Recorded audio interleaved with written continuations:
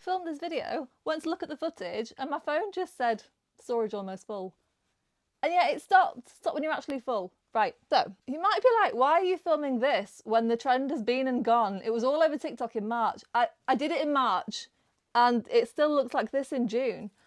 The TikTok made me believe that this would be a lush full plant by now, and it simply isn't.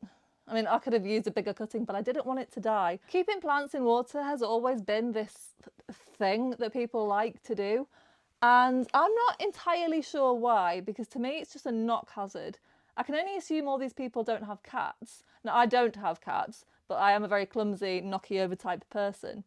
But this has survived. Anyway, I thought I'd do it. There's always so much drama with these things. So I was like, I'll do it in a non-dramatic way and we'll just see. Is it better than keeping plants in soil? Is it not? The best way to keep peace lilies is in leca. This is my leca one. And he is by far the biggest. He's not even the oldest. This is, like, I can't compare these two in terms of, because this is a much smaller plant, obviously. Maybe he'll get that way. I'll report back. Look at these roots. This is so easy. I don't flush it. I don't feed it really, and it just thrives. What I will say about keeping peace lilies in water is it does remove some of the sort of thought that goes into caring for these things.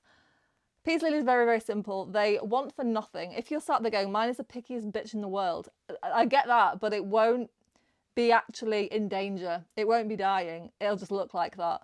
They live like they want to die, but they very rarely actually cross that bridge. So we don't need to worry about water because it has all the water that it needs. And if we're keeping a peace lily in water, you can't underwater it. So all we really need to concentrate on is the light.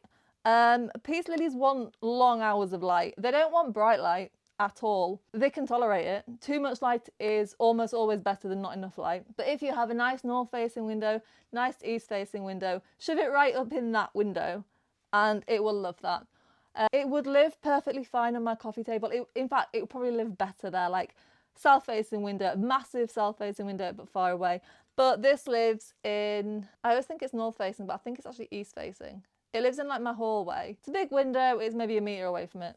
And it grows fine. It hasn't flowered yet. I don't know whether that's because it doesn't like living in water or because it's been busy growing its roots. It definitely has been busy growing its roots, so I will report back if and when it flowers. The transition period process is very easy.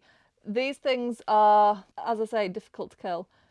I literally just took a division of one of my existing peace lilies, a reverted variegated one, because I thought maybe it'll come back variegated.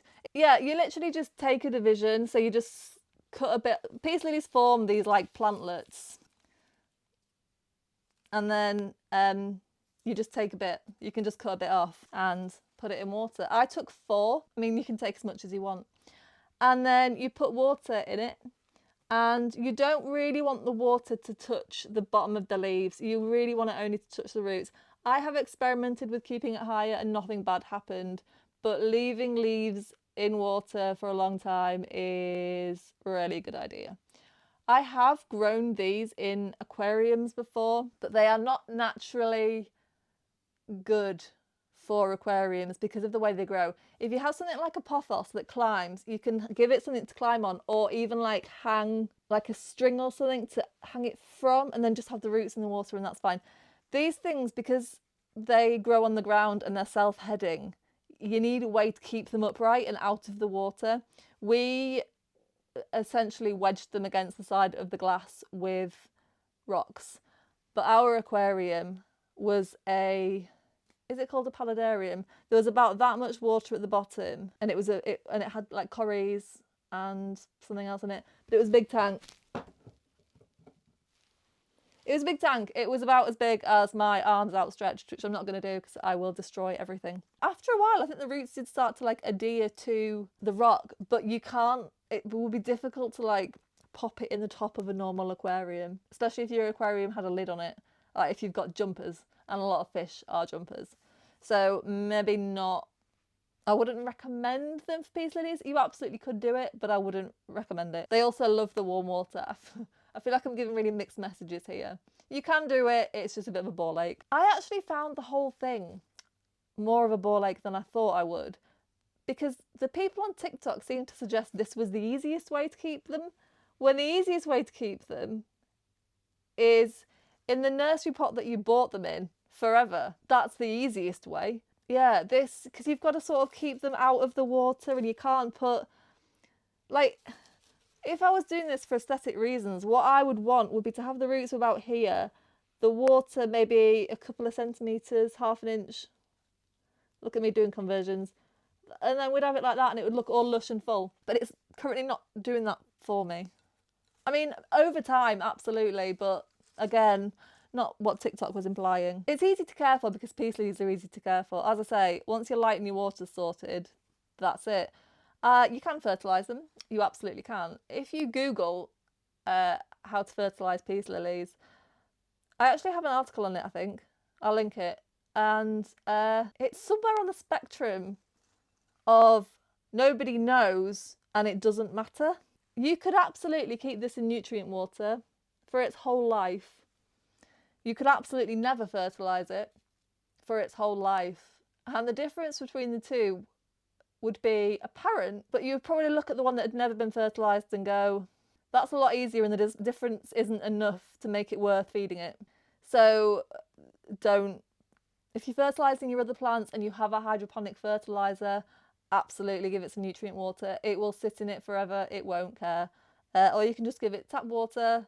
I give mine tap water. If you can drink your tap water, then it's fine. If you are keeping it in distilled water, you will have to fertilise it because there are no nutrients in distilled water. Filtered water is usually okay because there are some nutrients left. Did I actually finish the process of transitioning it? You just take a bit of peace lily, wash the roots under the sink and put it in a vase. That's, if I was doing it again, I might take another few bits just so they sort of fit in better. So they maybe were the same diameter as the, so it's sort of wedged in a bit more. People will tell you that when you transition plants from soil to water, the old roots will shed and new roots will grow. It's true, but that's just roots. They're constantly regrowing and shedding. The soil roots aren't all dying off and the new water roots are taking over. You can actually see the main big roots are the same roots it came with, but they've developed a network of new roots. You can see like there's all algae on here. That's just because that's where all the soil was. It gets caught up and you can't get it all out. You probably can, but it's so much work. Algae has been here since forever. It's a single-celled organism. I have no idea if that's true. It's very simple. It knows what it's doing. It's a professional. It will grow. If there's light and water, it will grow. You cannot keep them in... You cannot keep them... You could keep it in an opaque container and you'll get less algae, plus you can't see it. But you can't stop algae from growing. It's just a thing. You can't. You could probably try that like dye stuff you can get that people put in ponds that basically blocks the light. But if you can't block the light, you will get algae. It's not harmful. It just doesn't look the best. But I'm sort of leaning into the sort of creepy vibe, so I'm fine with it. So yeah, I tried it. It's fine. I have no desire to switch all my other plants over just because it's a knocking hazard, really. I don't think it's grown any better, don't think it's grown any worse. It's difficult to tell, you know, we're only 3 months in, it's still getting... I'll do an update. Maybe it'll flower, maybe it won't, who knows. I was actually going to wait until I had like a great big lush peace lily, but I didn't know if that would ever happen. So I thought I'll do a 3 months in video. If you like it, copy it.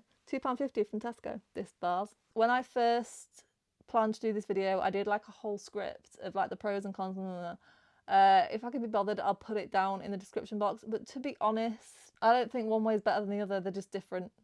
Peace lilies are just naturally chill and difficult to get to look incredible. So if you want to do it, do it. If you don't, you're not missing out. Thanks for watching. Bye.